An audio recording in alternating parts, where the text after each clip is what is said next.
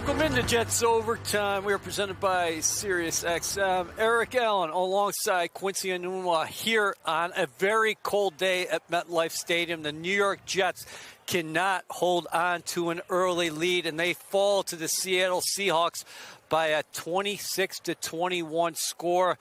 Q, bottom line, the Jets had this game in their grasp in the second quarter, and it flipped on a dime. A former Jet coming back to really flip the tables here on the green and white. Leonard Williams' interception return really changed the tenor of this ball game. Yeah, absolutely. I mean, it was a great schematic play. Honestly, the whole game wasn't really going well for the offense. I think that drive was really needed. They could not figure out how to make first downs off a third down. They couldn't overcome adversity. And that's kind of been the story of this team.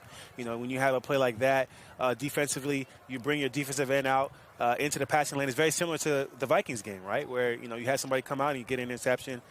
So just an unfortunate turn of events for this team. Yeah, the Jets had a lot of things going for them early in this ball game. Yeah. An impressive early drive that ends on a touchdown pass from Aaron Rodgers to Davante Adams. And then the special teams gets into the act, forcing a turnover. Kene Nwangwu, who was a practice squad call-up on Saturday, he forces a fumble. Brandon Echols recovers, and before you know it, the Jets are in the end zone again on a little creative shuffle pass from Rodgers to Isaiah Davis. The rookie gets in the end zone for the first time in his career. Yeah, I mean, offensively, it looked like they had a lot of creativity. I mean, it was all over the place. They had two running backs. They even ended up putting in the two rookie running backs on a couple plays as well. So they really were trying. You know, you could tell that they were really trying to figure out how can we be a little more explosive as an offense. Aaron Rodgers trying to throw the ball down the field. You had a pass down the sideline. Right here, actually, we had one here. Yep. We had another one to Garrett Wilson, right? So over and over again, they were trying to push the ball down the field, but they just could not overcome the adversity. I think that's the name of the game. That's the name of this season. There's that first touchdown right there to Davante Adams. So, you know, they really had a connection today. They had a lot of targets. I have to see what the stats are on that, but they definitely connected well today. All right. How about handling adversity early, though? Nwangwu takes one back to the house. Not only does he force a fumble in this ball game, he answers a Seattle touchdown and gives the Jets a 21-7 lead. Yeah, well, I talked about it in the pregame show that this is the game where the young guys get a chance to shine. You know, he did exactly that. He came out, they took him off the practice squad, and he had an opportunity to go out there and make some plays for this team. That's important, man, because at the end of the day, you don't know if you're going to be here next year. So he's trying to put a lot of film on tape, and he did that today. All right, before we get to Nwangwu, who Caroline Hendershot caught up with after this ball game, I wanted to ask you about what happened in the second half. Yeah. The Jets unable to really take a stranglehold of this ball game, and the game-winning drive actually ends up Seattle taking advantage of several Jets penalties defensively. Yeah, I mean, defensively, it was the penalties that really killed them. Offensively, they couldn't figure it out. They couldn't get – I mean, there was a lot of inaccuracy and some other things going on as well. But defensively, they just could not overcome those penalties. So many different penalties. Now, if I'm being honest, some of them I don't think they should have thrown. Yeah. But ultimately, you got to put yourself in a position where they can't throw the flag, right? There was some PIs. There were offsides, neutral zone infractions, just very undisciplined. Let's go to Caroline right now. She's standing by with Kene Nwangwu. Here with Kene Nwangwu. Kene, tell me what Coach Ulbrich said to the team after today's game. He just told us that, you know, it's painful, it hurts, but we have the right process. We have we're doing all the right things. It's just, you know, we just got to focus on the small things, the details, to, you know, be the team that we're. It's just told us to stick together, keep, you know, not to separate, you know, or like grow apart.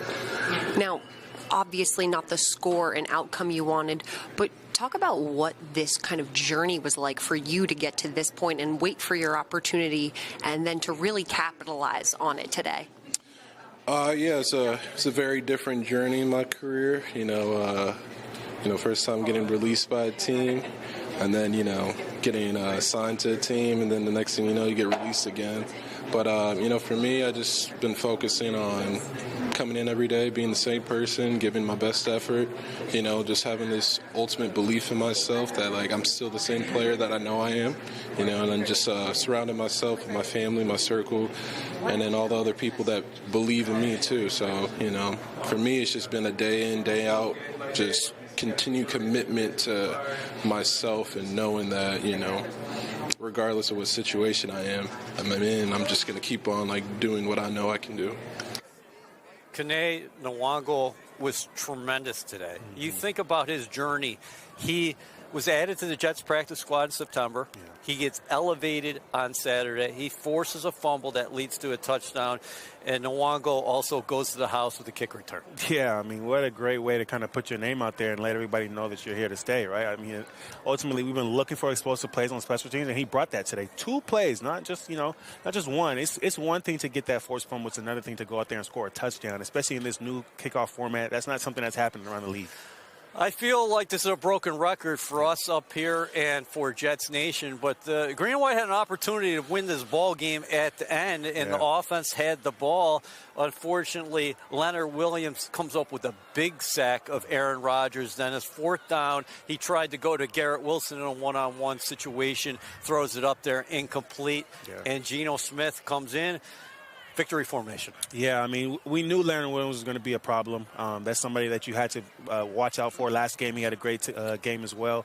You know, unfortunately, it's just offensively, they could not figure it out. Let's go to interim head coach Jeff Ulbrich, who's at the podium right now.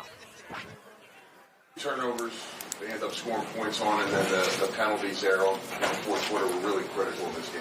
Yeah, we started playing really good complementary football in all 3 phases, and we didn't end the first half the way we needed to and should have, and definitely the second half was not clean football at all by all 3 phases. Jeff, the offense didn't score a point after the first quarter. What happened? Yeah, we gotta take a hard look at this tape because just the operation, the penalties. A little bit of a lot of different stuff. We gotta make sure we're cleaner there. How much of a turning point was that red zone sequence where Aaron misses Garrett and then throws that pick to Leonard? Yeah, it's big for sure, but at the same time, like those moments are going to happen in games, and you got to overcome them. You know, like really good teams when adversity hits and you do something like a self-inflicted wound like that, you respond. You know, and we didn't respond like we need to. 12 men there. It looked like Gibson was back there in the case. Yeah, I'll take full blame for that. It was they were going for it on 4th down. Initially, like we thought the punt team was coming out, so their punt return unit went out, and then they obviously they decided to go for it on 4th. We got to be better at communicating that across the board. You know, so accustomed to signaling to the guys near the ball, you know. Forget sometimes that return is back there, and that's unacceptable. Just a quick follow on that. That entire series with the penalties, and have you been a part of something like that? And how do you explain all of that taking place in one set, series? Yeah, I got to look at every single one of those penalties and see exactly if they're real, if they're not real, what caused them, and get to the bottom of it. But it's not okay. It's not acceptable. It's not our standard. Penalties ultimately extend drives, and we can't let that happen. Jeff, you guys had this season the offense, 5 opportunities with Rodgers on the field, go down the field, get points, win the game. You're 0-5 in those games. Why does it keep happening? Or why have you guys not been able to finish those games? We got to figure that out. We got to figure it out quickly because it's never on one person. It isn't. It's on the entire collective group. From coaches to players to every single human being out there on offense. So we got to be better in those moments. At 3-9, just kind of where do you go from here? You keep pushing. We don't have a whole lot of options other than we're going to keep working. We're going to stay together. We're going to play the best football humanly possible by this group, and we're going to try to celebrate this team as best we can. How would you assess Rodgers' performance today? I always want to go back and really watch the tape, and I got to watch the tape with Todd because a lot of times he'll give me all the nuance and the intricacies within the game plan and the footwork and the timing and all that. So that'll be a better question for tomorrow. How many body blows can this team take, Jeff? It just feels like week after week you guys are getting hit with stuff. Yeah, it's hard. It's a true test of every man in that locker room and every coach in that locker room. So we got to respond. It's our only choice. This was the week. I know Aaron was looking forward to it. He was off the injury report. He was healthy. You said he was the healthiest he's been in quite some time, and his, statistically didn't do well at all. Had some trouble with his accuracy. The pick 6. Would you ever consider making a change at that position now? Not as of today. The end of the first half, they have the ball down around the 15-yard line. think complete a short pass in second down. Did you think about taking a timeout? In the first half there? In the first half, yeah. What stopped me was it was 3rd and 4, and this is one of the better 3rd and 2 to 6 teams in the league. It's a high percentage play. They've converted that on most people most of the time. So it was a thing where I just wanted to get out of the half and try to inhibit them from getting a score there, and obviously. In hindsight, it might not have been the best thing to do. Jets fans, make sure you never miss a single update. Text Jets to 26154 to receive the latest team news, game day alerts, and more straight to your phone. Terms and conditions do apply. You're watching Jets Overtime, presented by SiriusXM. Eric Allen alongside Quincy Nwangwu. The Jets fall to 3-9 with a 26-21 loss here to the Seattle Seahawks at MetLife Stadium. Let's get in the film right now. We're powered by Microsoft Surface. Well, Microsoft, as always. Hey, Quincy, good step for the young rookie today, Isaiah Davis. Absolutely. So you have the 2 running backs here. They put the 2 rookies in at the same time. That's something that's a little bit different. You see Braylon Allen go out and look at 2 guys moving with that motion. Again, this isn't a team that does motion a lot, but when they do it, you can see how it creates some space for Isaiah Davis to cut up the middle and get that touchdown. First touchdown, what a great play by him. Let's flip it to the defensive side of the ball in the second. Oh. Yeah, so again, right here, just so I can – so it's a great job, right? You see 2 guys kicking out, and then you get an opportunity to kick it up in the middle. It's a great job by the offense. It's a great creative play. It's not one that you expect with that pitch forward. Q, I was so excited that I wanted to get to the goal line stand. Go for it. Yeah, so now here, this play here is supposed to go to the flat. So you create a little bit of commotion with the bunch, and then it's a great job by moving through all those guys and making sure that Geno don't have anybody to throw to. Great sack, and then we'll show you from the other side. It's a great job. One thing we've always talked about with this defense is that they don't contain, right? So Geno's flipping back to the other side, hoping that he can get out there, and it's a great job by Quincy and Will McDonald being there to stop that. Well, I'm glad you mentioned Will McDonald as well, because Will McDonald comes up with a pair of sacks today. This is his sophomore professional campaign. He now has 10 sacks in the year. Man, what an amazing year for him, man. And again, I love it so much because he was doubted. They didn't think that he was going to come back in this second year and do what he's done, but he's showing up week after week, not only just getting the sacks, but also the pressures as well. It should have been a turning point for the Jets, that goal line stand, because the Seahawks had 5 opportunities from the 1-yard line, and the Jets continue to turn them away. And not only did they just get off the field on the 4th and 1, you just illustrated it. They come up with a sack, and they give their offense field position at the 16. Right. I mean, you think, if they hadn't gotten that sack, they would have been at the 1-yard line. It would have been an even tougher drive. But the offense was not able to capitalize. It's tough. They're not playing complete football because today the special teams unit was really good. Outside of that blocked field goal, they really did a great job. All right, Quincy Williams got on the board with another sack today, and he was all over the place as he continues to be here for the Jets in a disappointing season for this team overall. Caroline caught up with him after the game. Here with Quincy Williams. Quincy, what was Coach Ulbrich's message to the team today? Mindset is finishing. We got to be at our best when our best is required. Close games like that, playing a good team. We're also a good team too, though. So you got to be at your best and your best required. Little details as far as like alignment, lining up all sides and things like that. You can't give them no MO at all. No gray areas. You got to leave no doubt that we're hitting on all cylinders. What's your messaging as one of the leaders on this defense as you guys approach this next upcoming game against an AFC East rival with the Miami Dolphins? The focus is always going 1-0. This one means a lot more just because they're in the same division or conference. I've been watching a lot of college football. Yeah, but the biggest thing is, man, dang, I lost my train of thought. Yeah, I get you. Same conference, so it means double. Yeah. So that's the mindset. But moving forward, we got like 5 more left. Focus going, against Miami. But moving forward, it's about what you put on tape. So end of the season is going to end. It's about what can the person next to you say when you're not in that room. Meaning like, what do you think about my play without me coming in and selling you myself? You feel me? Yeah. Awesome. Appreciate the time, Quincy. Thanks for having me. Jets fans, lock in your tickets now to see the green and white in action when they host the Los Angeles Rams at MetLife Stadium December 22nd at 1 p.m. Presented by New Jersey Lottery. Secure your seats now at nyjets.com/tickets and get ready to bring the energy. Quincy Nwangwu, I hope you're ready to bring the energy. It is time for our grades. Hey, let's start out on the positive side, okay? Since it was Thanksgiving this weekend, let's be generous right now and go with special teams. Okay, yes. All right? Special teams, I'm giving it a B+. You score a touchdown, multiple great returns from those guys. Obviously that Greg has dropped down because of that block field goal, block extra point. But other than that, I mean, they were doing some pretty good things. I think there was one bad punt that also kind of dropped their grade down as well. But overall, great showing, and then the forced fumble as well.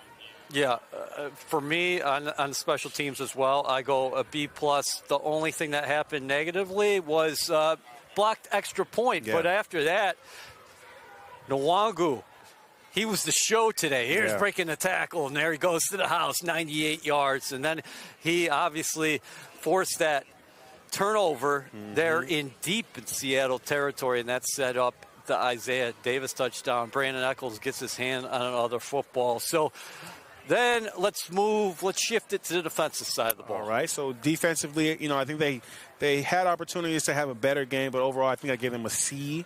Let's put that up there real quick. Yes, a C. So, it's a tough showing for them, but I think Geno Smith had a great game. He was extending plays. He was making some great throws down the sideline.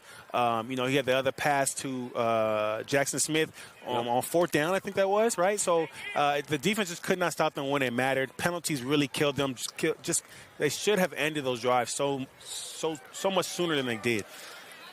I'm going C as well. I thought the defense did some good things, especially early in this ball game. Unfortunately, unable to close the door, but that goal line stand was really something. And Will McDonald getting the pair of sacks, so he's got 10 on the year. I thought the defense and special teams was good enough to win this game, which is going to lead us to the offense, unfortunately. Yeah, so I think, we talk about team defense. I mean, team playing a total team game. Yep. The offense didn't show up today. I gave them a D-. They just could not get a drive going after that first quarter. They were put in some good positions and just couldn't make anything happen. I feel like some accuracy issues, some drops were happening as well, some missed blocks. You're just not able to continue drives. I'm going C+ here. Davante Adams, 5 catches for 66 yards. Garrett Wilson, 5 catches for 41 yards. Brees had the 12 carries for 60 yards, but he did have the lost fumble. Positive side of the ledger, Isaiah Davis gets in the end zone. We saw Corley on the end around. I like that, but not enough from the offense. You get 21 points in the first half. You got to score more points. Let's go to the podium right now. Here's Aaron Rodgers. Aaron, what was the difference today? Oh, there are a lot of things, but I think the 2-play stretch where Miss Garrett opened to go up 28-7 through a pick six kind of changed the momentum of the game. How much do you think the penalties impacted the game? The penalties? A lot. Yeah, definitely a lot. What happened on that one to Garrett that you missed in the end zone? I tried to throw it about 5 inside. Wind was a little inconsistent, and maybe I should have thrown a little flatter because it was wide open. But yeah, should. I mean, I got to hit that. It doesn't matter. Windy, I played wind before. It was inconsistent, but I got to hit that. On the pick six, they had dropped Leonard. He was kind of right behind the right guard. I couldn't see him. What little things was the offense doing well in that first quarter? No, I don't know. I mean, I feel like we ran the ball pretty well. There were a lot of holes all day. Wind made it a little difficult throwing it, but, we had some chances. At 3-9, just kind of what's your mindset right now? Yeah, it's disappointed. I mean, what else can you say? We've had a lot of chances in these situations. A lot of these games come down to one play, and whether you make it or miss it, and sometimes that play happens in the second quarter. You make that play, 28-7, different ball game. What do you hope to work on before Miami? Oh, shit, I don't know. I don't know. We just got to, look at the film, be honest about it, critique ourselves, and move on. You've had some situations this year like this fourth quarter, ball in your hand, chance to win, and it just hasn't happened. And obviously you've done that a lot in your career. Are you kind of searching for answers about why it's not happening in the fourth quarter? It's a lot of things, I would say, combined. Is that the most frustrating aspect of this year to this point, Aaron, is that the ball has been in the offense's hands with a chance to end the game and you haven't? I mean, it's not the most frustrating thing. There's a lot of frustrating things. That's definitely one of them. Why can't this team finish? No, I don't know. I mean, I think, again, games are often won in the first, second, third quarter. Fourth quarter, it's an important time of the game, but it plays in the second quarter costs us this game.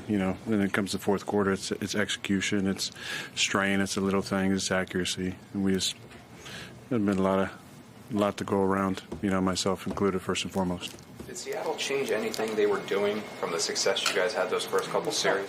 They stopped pressing us so much, for sure. They tried to press us early in the game. We ran by them, just missed some throws, hit a couple throws. They played a little bit less of that. At the end of the first half, you guys still had 3 timeouts. Would you have liked to have seen some timeouts there to try to squeeze maybe a long field goal? Yeah, I mean, we got the ball with, I think, 6 seconds left. So there's not a lot of options there. Just trying to get some positioning for a Hail Mary. How much do you think team take, Aaron? I mean, you guys are taking body blow after body blow week after week. Yeah, I mean, this was, as frustrating as it comes because, we start off fast. Kene has 2 incredible plays. We're up 21-7. They fumble the next kickoff, and we get a chance to bury them, 3 scores. And then, second half, there were obviously some calls that didn't go our way and a lot of chances to win.